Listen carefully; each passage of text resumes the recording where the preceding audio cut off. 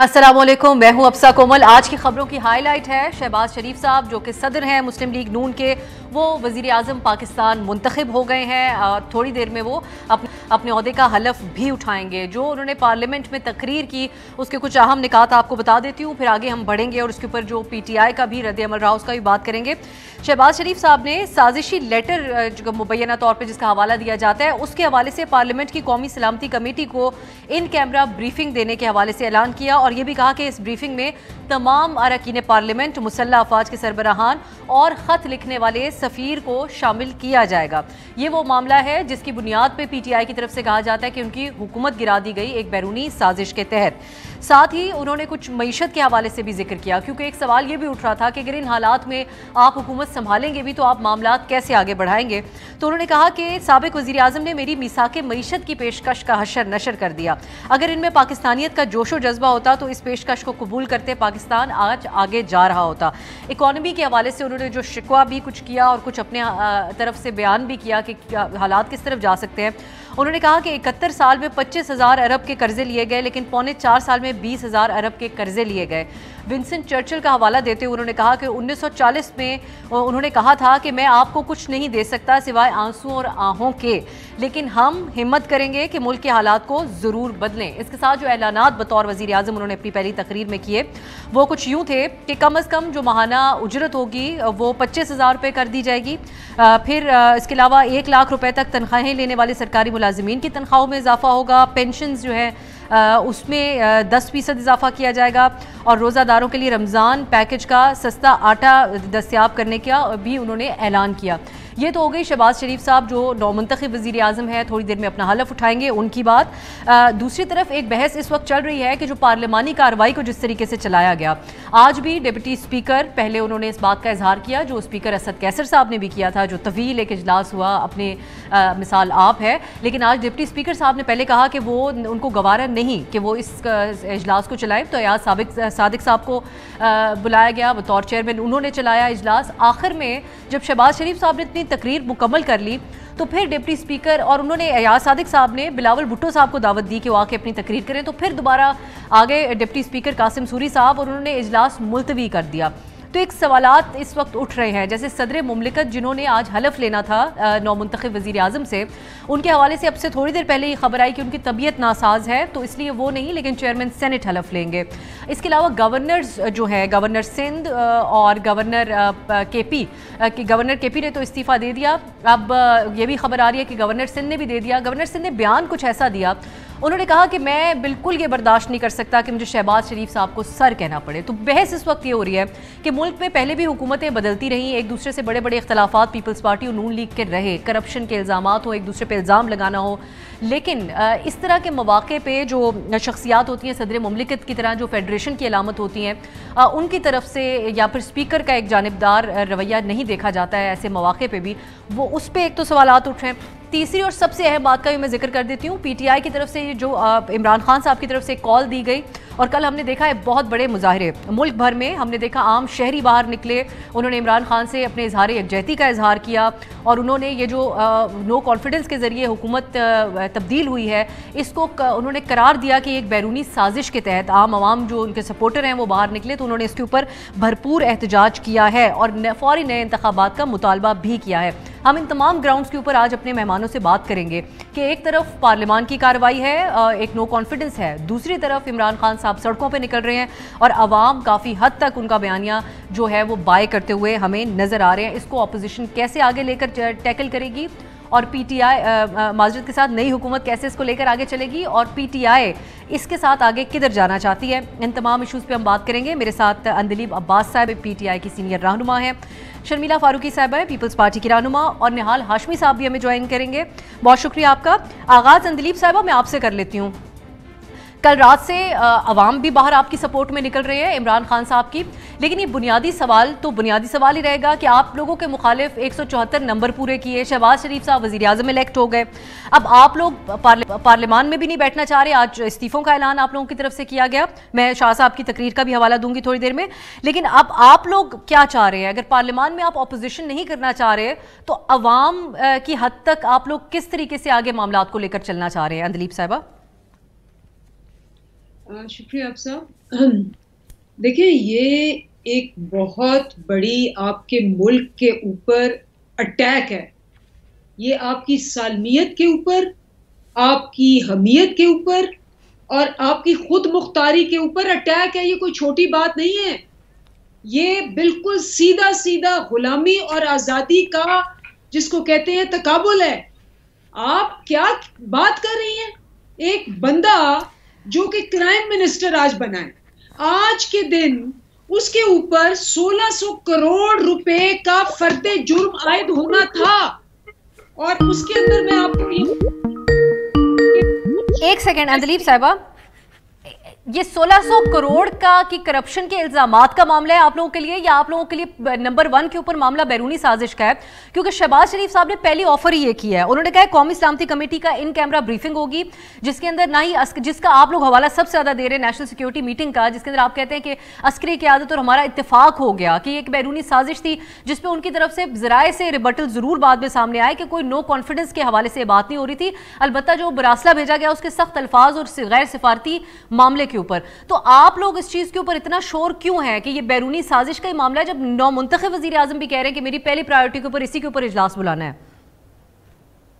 आपको चाहिए था मुंतखब वजीर आजम से पूछते हैं कि भाई, जब पहले नेशनल सिक्योरिटी की जो पार्लियामेंट्री मीटिंग थी उस पर आपको 80 खत लिखे गए, आप नहीं आए क्योंकि अब जाके आप कहेंगे ये तो खत जो था, ये चिट्ठी जरा सैया जी के नाम लिख दे।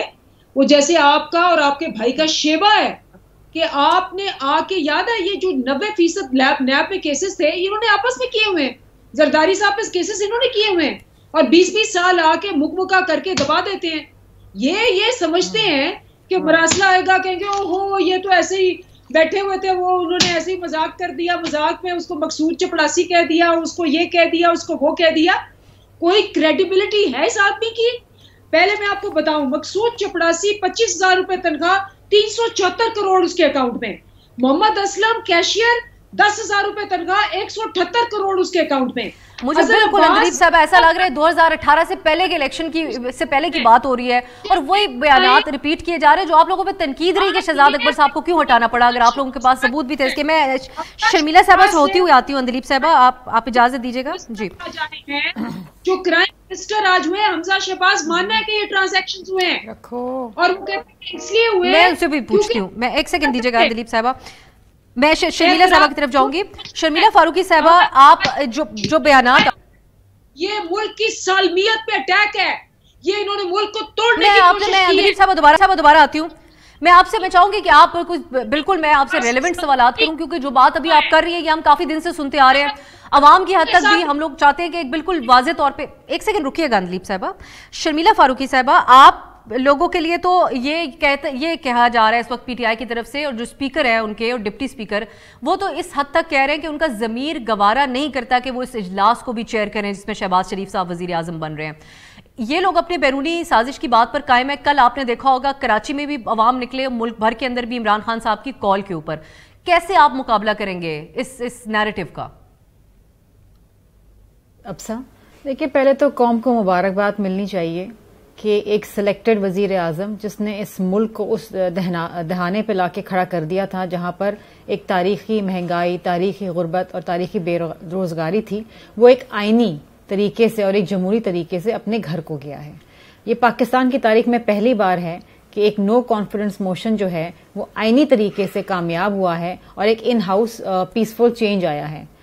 अब उसके पीछे जाहिरी बात है सिलेक्टेड ने आपके सामने है कि जिस तरीके से हत्तल इम्कान कोशिश करी कि इस मुल्क के अंदर मार्शल लॉ लग जाए, इस मुल्क के अंदर केओस हो जाए, जिस तरीके से एक पूरा नैरेटिव डेवलप किया गया ये अमेरिका की साजिश के हवाले से, और ये पूरा तकरीरों के अंदर, जलसों के अंदर और टेलीविजन की एड्रेसेस के अंदर ये आके कहा गया, और फिर उसी को बुनियाद बना के गैर आईनी तौर से डेप्यूटी स्पीकर ने जिस तरीके से उसको नो कॉन्फिडेंस मोशन को रिजेक्ट किया, जिसके ऊपर एक तारीखी जजमेंट आया सुप्रीम कोर्ट के 5 जजेस से कि ये गैर आईनी है, और जिस तरीके से दोबारा असम्बलियां बहाल हुई, ये तारीख का हिस्सा है, ये तारीख के सुनहरी लफ्जों में लिखा जाएगा।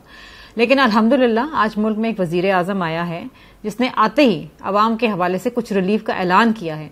इससे पहले तो हम यही देखते थे ना कि जो वजीर आजम था वो आता था, ऑपोजिशन को गालियां देता था, बुरा भला कहता था, सबको चोर डाकू कहता था।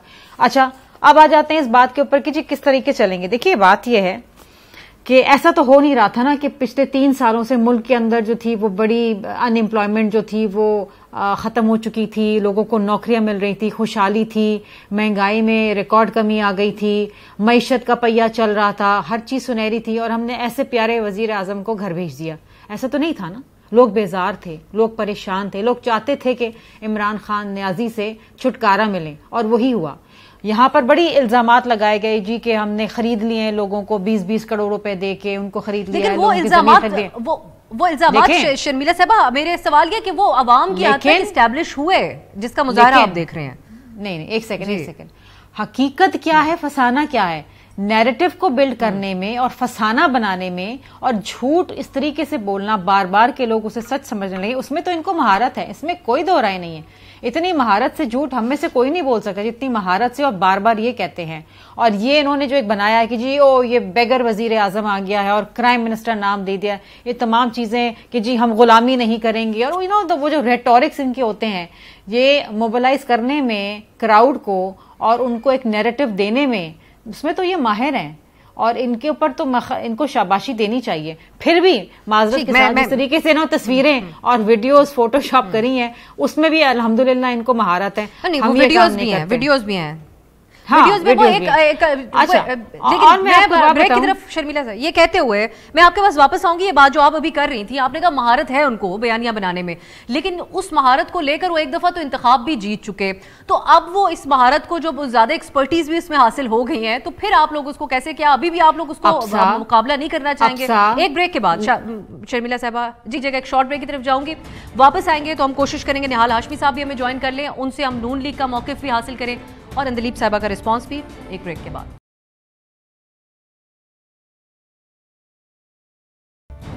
ब्रेक के बाद खुश आमदीद। हम बात करें आज की जो अहम तरीन खबरें हैं, और ऑब्वियसली वो यही है कि शहबाज शरीफ वजीर आजम मुंतखब हो गए और हलफ अपने ओहदे का थोड़ी देर बाद उठाएंगे।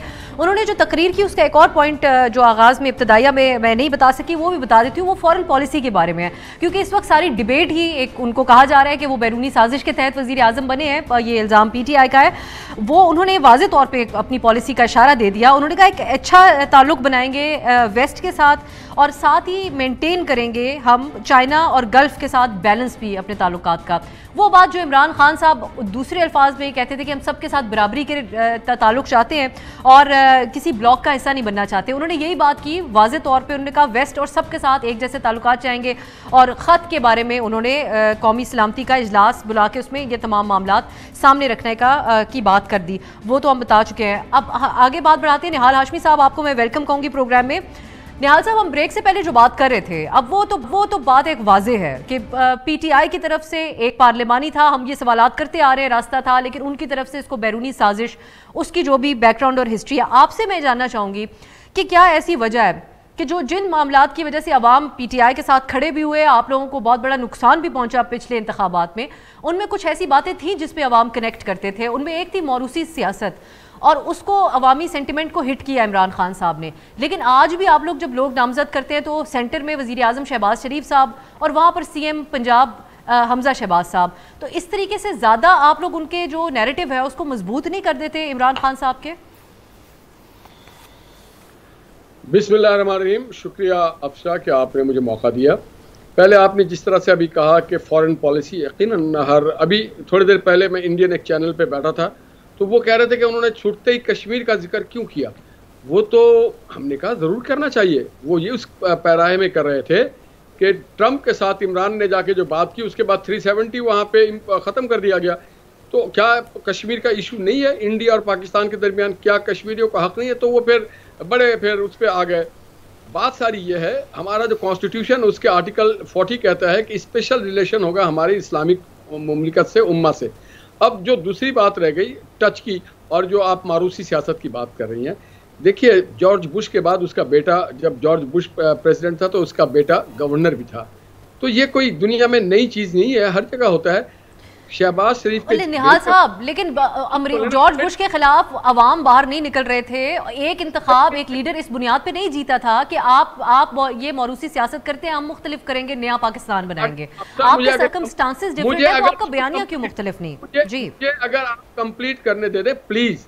आज भी पीटीआई में शाह महमूद कुरैशी साहब और उनके बेटा जैन कुरैशी बैठे हुए हैं ना, कि नहीं बैठे हुए हैं? शाह महमूद कुरैशी साहब फॉरेन मिनिस्टर है तो उनका बेटा भी है। अब इमरान खान का बेटा नहीं है तो इसमें हमारी कोई गलती तो नहीं, और अगर उनका बेटा है तो लंदन में क्यों, पाकिस्तान में आ जाए। हमजा शहबाज जिस तरह से 99 से लेके आज तक सियासत कर रहा है, जेल जा रहा है, मार खा रहा है, धक्के खा रहा है, अदालतों के चक्कर काट रहा है, और उसको लोगों ने इलेक्ट किया है और वो इलेक्ट होकर के आए हैं पंजाब असेंबली में, और वो इलेक्ट होकर के पंजाब असेंबली के लीडर ऑफ द अपोजिशन बने हैं।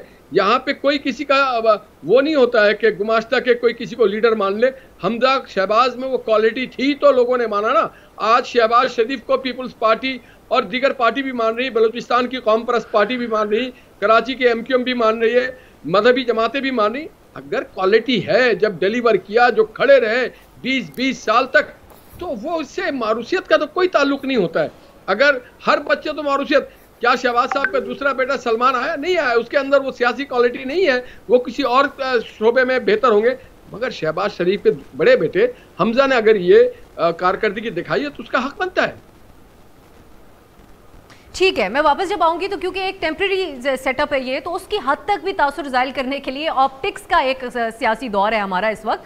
आप लोग क्यों कोई एफर्ट नहीं करते? मैं आपसे और शर्मिला साहिबा से दोबारा भी पूछूंगी। अंदलीब साहिबा, अब ये बात एक और भी बात वाज़ेह है कि आप लोगों ने आखिरी सेकंड तक इत्तेहादियों से अपने राब्ते बहाल करने की कोशिश की। इसी तरह परवेज़ इलाही साहब आपके साथ आ गए, लेकिन MQM को कायल नहीं कर सके आप लोग। इमरान खान साहब आज से चंद दिन पहले अपने जलसे में खड़े होकर अपने मुनहरिफ जो नाराज़ अरकान थे उनको कहते हैं मैं पार्टी का बाप हूँ, आप वापस आ जाएं। लेकिन अगर उससे पहले आपको पता था कि ये सब कुछ बैरूनी साजिश के तहत बिके हुए हो रहा है, तो पहले ही क्यों नहीं ये बात आके सामने रख दी, ताकि ये सारा नो कॉन्फिडेंस का प्रोसेस ही खत्म हो। अब आप लोग अवाम के सामने, जो अवाम आपके हक में बाहर निकल रहे हैं, उनके सामने ये हकीकत तो रखें ताकि पार्लिमानी निज़ाम के ऊपर से एतबार ही किसी का ना उठ जाए कि ये पार्लियामान में इन्होंने नंबर अपने पूरे कर लिए थे। लेकिन ये एक सेपरेट इशू है बैरूनी साजिश का, क्योंकि आपके पास साबित करने के लिए एज ऑफ नाउ कुछ भी नहीं है कि ये जो है ये नो कॉन्फिडेंस पैसा लेके, और वो भी अमेरिका से, इमरान खान साहब को हटा चुके हैं। अफसर, सबसे पहली बात तो ये कि माशाल्लाह जिस जमहूरियत और आइन की ये बात कर रहे हैं, उन्होंने पार्लियामेंट के फ्लोर को बाजार ज़मीर फरोशी कर दिया, बाजार कर दिया है। ट्रेडिंग, ये हॉर्स ट्रेडिंग इन्होंने इन्वेंट किया। आपको याद होगा छंगा मंगा और स्वाद। अब अगर सिंध हाउस में इन्होंने लगाया हुआ है और वहाँ सारी आप वीडियोस दिखा रहे हैं, आप लोग न्यूज़ दिखा रहे हैं, और उसके बाद आकर टीवी पे कहना जी जमहूरियत और इनकी जमहूरियत ये है कि बाप फिर बेटा फिर भाई फिर भाई का बेटा।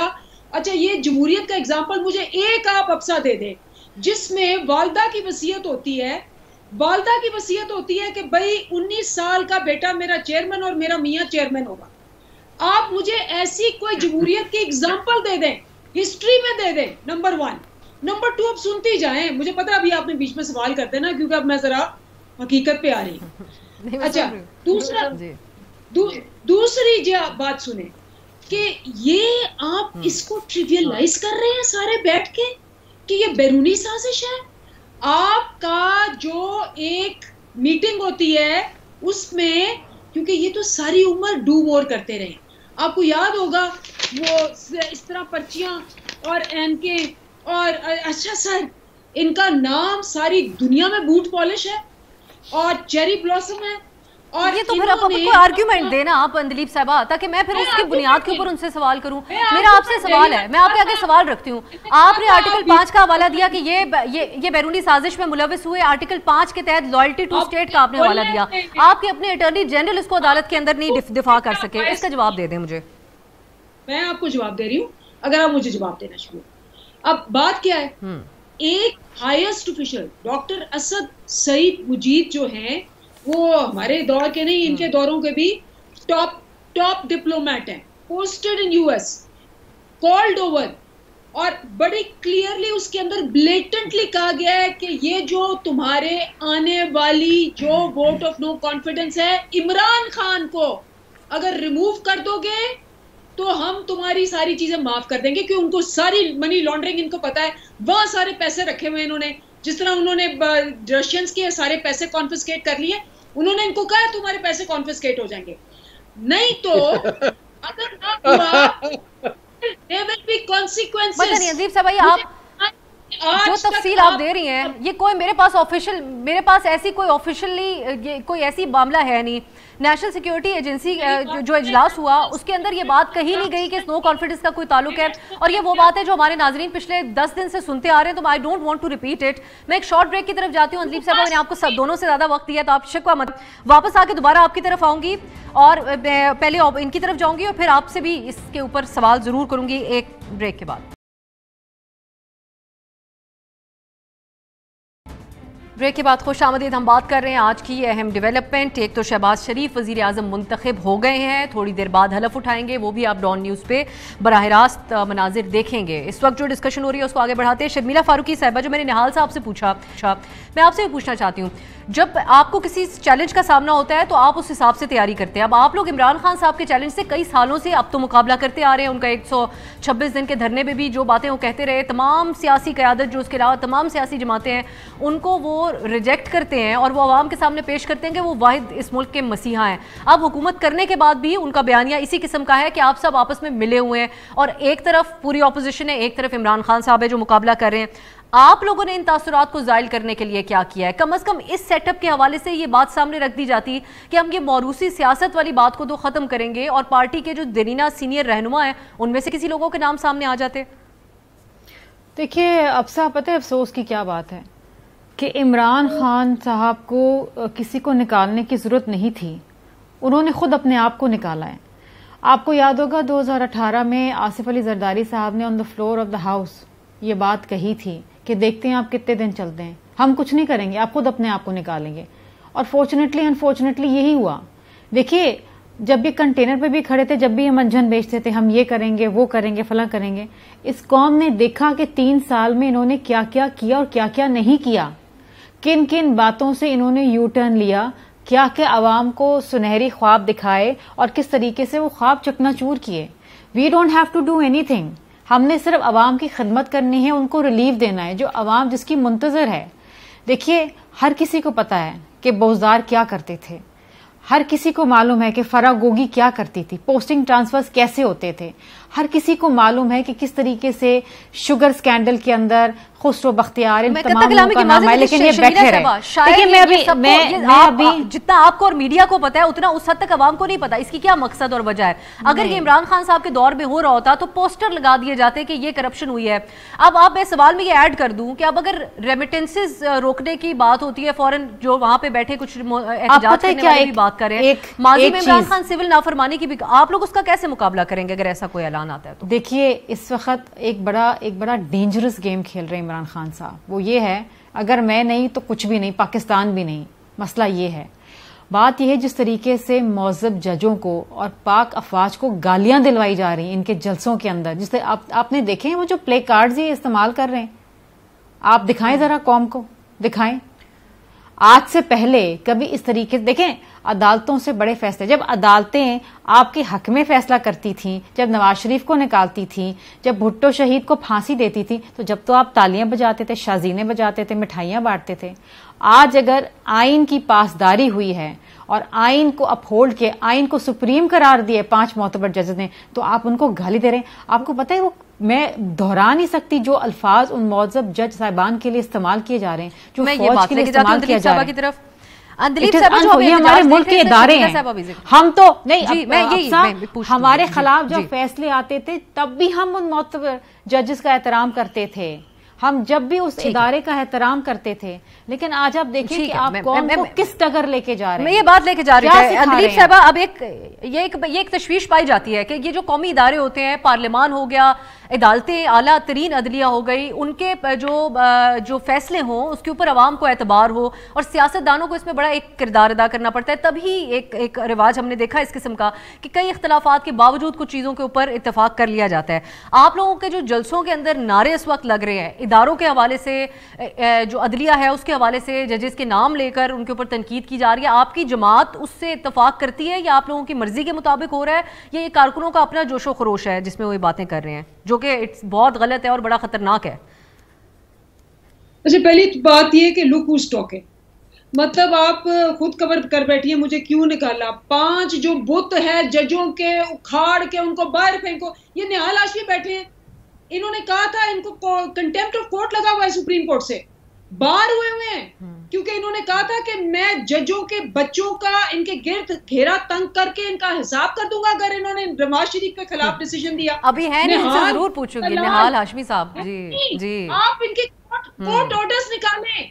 निहाल, तलाल और दानियाल, इन्होंने जो मतलब हिस्ट्री में तीनों ये इनकी जुबान के ऊपर इनको बार किया। चलो उन्होंने किया तो आप भी करेंगे। आप लोग एक बहुत बड़ी सियासी जमात है या आप इंडिविजुअल्स की बात कर रही हैं? अपनी पार्टी की भी बताएं दिलीप साहबा।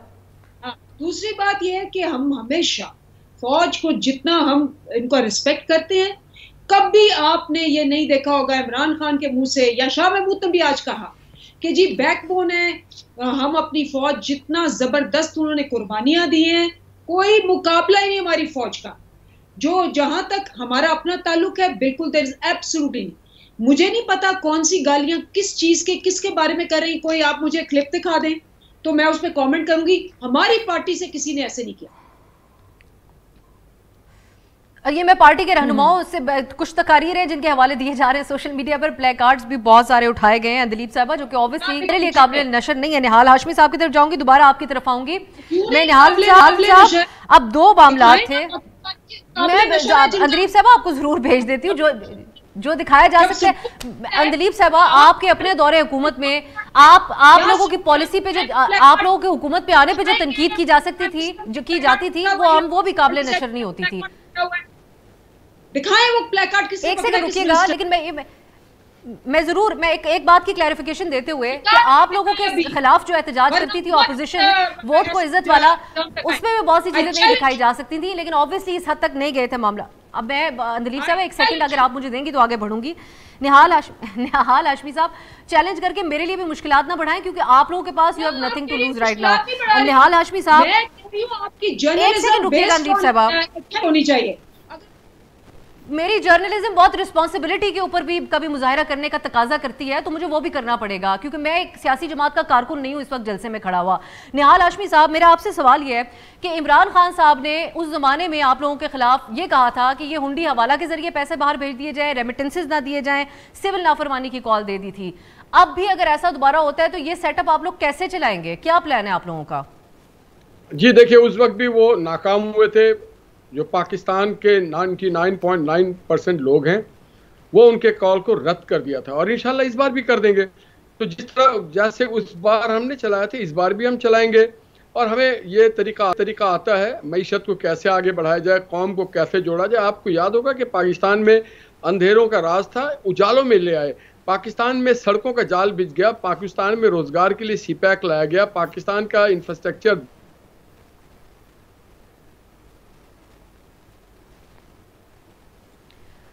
आपकी आवाज़ हम तक नहीं पहुंच रही। निहाल साहब से हम राब्ता बहाल करते हैं ताकि उनकी आवाज़ पहुंचे। एक शॉर्ट ब्रेक की तरफ जाते हैं, वापस आएंगे, कमेंट भी कंप्लीट करेंगे, और एक आध और मामला है उसके ऊपर भी एक कमेंट एक ब्रेक के बाद।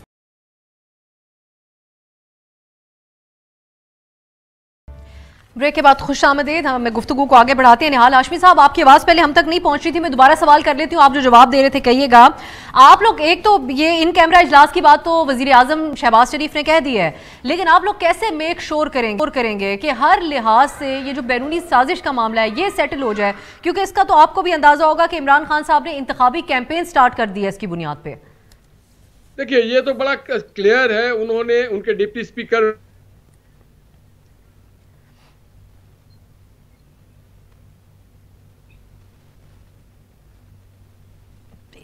एक बार फिर से हम आपको सही से सुन नहीं पा रहे। मैं अपनी टीम से दरख्वास्त करूंगी निहाल साहब से अगर राब्ता बहाल कर सकें। ये बात मैं शर्मिला साहबा क्विकली एक क्विक कमेंट आपका लेना चाहूंगी इसके ऊपर कि आप लोगों को इस बात का अंदाजा है कि आप लोगों को इस मामले को बहुत क्लैरिटी के साथ सामने लाना होगा कि अब से ये पीटीआई या इमरान खान का इल्जाम नहीं है, कौम या उनके जो चाहने वाले हैं वो इन्वॉल्व हो गए अराउंड द वर्ल्ड, सिर्फ पाकिस्तान में नहीं, इस चीज के ऊपर। देखिए, मैंने आपसे पहले कहा था ना कि ये नैरेटिव उस दिन से बिल्डअप कर रहे हैं जिस दिन से तहरीक एतमाद की रेजोल्यूशन असेंबली में जमा हुई, और जैसे जैसे इनको यकीन होता चला गया कि इनकी मेजॉरिटी अब खत्म हो चुकी है पार्लियामान से, ये उसके ऊपर मजीद उसको बढ़ावा देते रहे। और एक बड़ा खतरनाक खेल खेल रहे हैं अनफॉर्चुनेटली, जिसके अंदर ये मुल्क के इदारों को भी घसीट रहे हैं, जिसमें सुप्रीम कोर्ट ऑफ पाकिस्तान है, जिसमें पाक अफवाज है, इन सबको घसीट रहे हैं, सबको गंदा करने की कोशिश करें कि अगर मुझे निकाल दिया गया। लेकिन ये नहीं देखते कि आप निकले क्यों हैं। आप निकले अपनी गलतियों की वजह से, आप निकले हैं अपनी गुरूर की वजह से, आप निकले बिकॉज आपने पाकिस्तान की मईशत को बर्बाद कर दिया, आपने पाकिस्तानी लोगों को डिलीवर नहीं किया जो आपने वादे किए थे। क्या इनको मालूम नहीं था कि पंजाब के अंदर बोजदार डिलीवर नहीं कर पा रहा? इनको पता नहीं था कि उनकी करप्शन की कहानियां बाहर आ रही हैं? क्या मुश्किल था उनके लिए वजीर आला बदल देना? फराग गोगी को उनको मालूम नहीं था?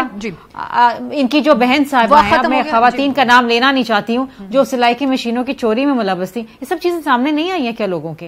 ये आई हैं। ये भी कौन पूछेगी? ठीक, निहाल साहब मुकम्मल कर लें आप जो बात कह रहे थे।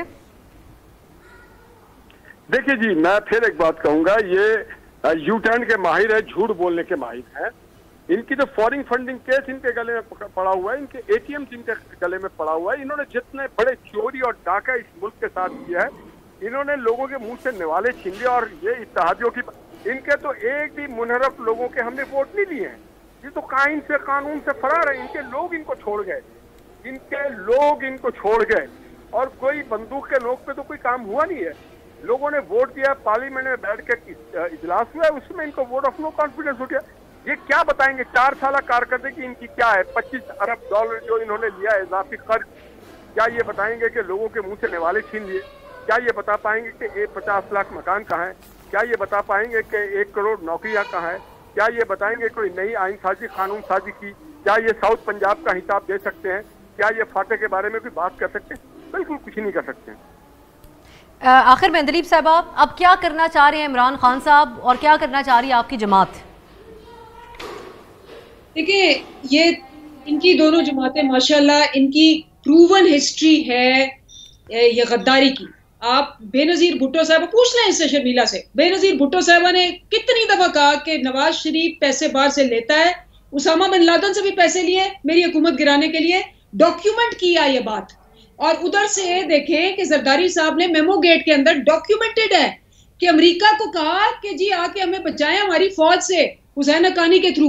ये दोनों जमातें जो हैं, इनका रिकॉर्ड है कि ये हमेशा डू वॉर करके, करप्शन करके, टीटियां भेज के 1600 आपकी जमात का लाहे अमल क्या होगा दलीप साहब? हमारा नैरेटिव ये है कि इन गद्दारों को, पाकिस्तान को आजाद करना है, हमने आजादी देनी है इस गुलामी से जो उन्होंने 30 साल में रखा है। पाकिस्तान आजाद होगा। कल रात आपने एक ट्रेलर देखा है, अब आप देखेंगे कि पूरी कौम इकट्ठी हो जाएगी पहले इस गुलामी से और इस करप्शन से निकलने के लिए।